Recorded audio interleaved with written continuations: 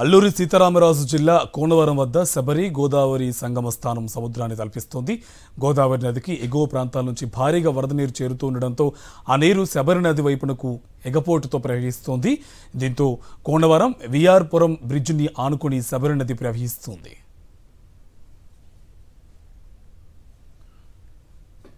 ఏలూరు జిల్లాలో వరద బీభత్సం కొనసాగుతుంది. కొండవాగులపై ఉన్న 4 రిజర్వాయర్లు పూర్తి సామర్థ్యంతో కలకల్లాడుతున్నాయి.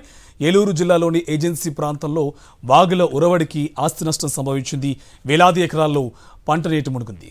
చింతలపూడి మండలం నాగిరెడ్డిగూడెం వద్ద తమిళేరు రిజర్వాయర్ జలకలను సంతరించుకుంది. జలాశయంలోకి భారీగా వరద నీరు చేరడంతో నీటిని విడుదల చేస్తున్నారు అధికారులు.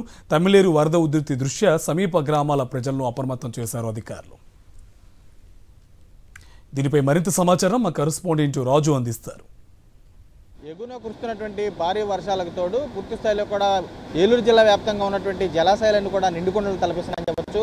ప్రధానంగా చూసుకుంటే కనుక ఎర్రకాలువ కానీ మరోవైపు పోలవరంకి సంబంధించినటువంటి ఏరియా వద్ద కూడా వరదకు సంబంధించి చూసుకుంటే కనుక ఎర్రకాలువ వద్ద కూడా వరద చూస్తే పూర్తి స్థాయిలో కూడా నిన్నటి వరకు 12,000 క్యూసెక్ల వరకు ఉన్నటువంటి అవుట్ఫ్లో కూడా ఇప్పుడు నిలకడగా కొనసాగుతుందని చెప్పొచ్చు. ప్రధానంగా చూసుకుంటే ఇక్కడ ఉన్నటువంటి పొంగువారిగూడెం ఎర్రకాలువ జలాశయానికి చూస్తే పూర్తిస్థాయి నీటి మొత్తం 83.50 మీటర్లు ఉండగా ప్రస్తుత నీటి మట్టం కూడా 81.10 మీటర్లు కూడా చేరుకుంది. ప్రాజెక్టులో కూడా ఇప్పుడు ప్రస్తుతానికైతే ఇన్ఫ్లో కూడా 3,000కు సంబంధించినటువంటి క్యూసెక్లు కాగా అవుట్ఫ్లో చూస్తే 5,400 క్యూసెక్లుగా కొనసాగుతుంది.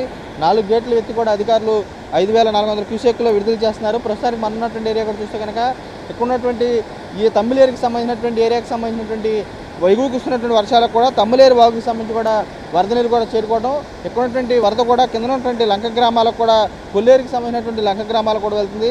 మరోవైపు గోదావరి వద్ద చూసుకుంటే కనుక ప్రధానంగా చూస్తే పోలవరం సంబంధించినటువంటి వరద క్రమేపీ పెరుగుతున్న తరుణంలో అధికార యంత్రాంగం కూడా అప్రమత్తమయ్యారని చెప్పొచ్చు.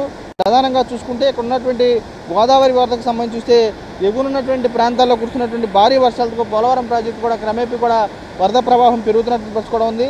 స్పిల్వే వద్ద చూసుకునే కనుక 32.670 మీటర్ల నీటి మట్టం ఉండగా అవుట్ఫ్లో ద్వారా 47 గేట్ల ద్వారా కూడా 10 లక్షల క్యూసెక్లకు సంబంధించి కూడా కిందకి దిగువకు వెళ్తున్నటువంటి పరిస్థితి ఉంది.